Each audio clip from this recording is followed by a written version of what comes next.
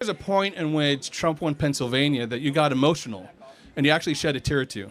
I wonder at what point in that emotional response goes from felicity and joy of shedding a tear of this liberator to actually sorrow of seeing that this is going to get to the point where it could lead to oppression. And that's where my question was. Do you know why I cried on election night?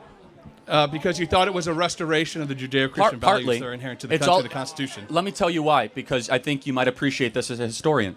Joe Biden sent the entire federal government after Turning Point USA and me personally. They wanted me in federal prison. Right. We don't want that. And by the way, that's what despots do, not Sure. Donald Trump. Let me finish.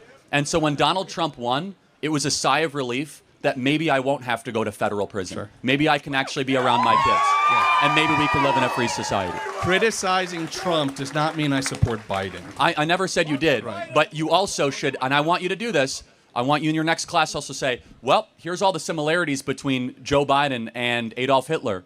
And there's a lot, but I don't do that because I think it's intellectually sloppy, historically very dangerous, because not everything can be compared to the most evil person ever to live. In fact, maybe we should, as a society, reserve that and say, we're only going to use the Hitler reference very rarely, very sparingly. Putin is Hitler. Trump is Hitler. MAGA is Hitler. Instead, let's take a step back and say, no, this was a unique evil, a horror. And comparing everything to that period, not what you're doing, but you're getting close to it, cheapens the evil of that period. Or focus on the comparison, gets rid of the ideological rhetoric. Or talk about the differences, not just the comparison, because the differences will de-radicalize the country. If you and I were sitting down having a beer, we would have talked about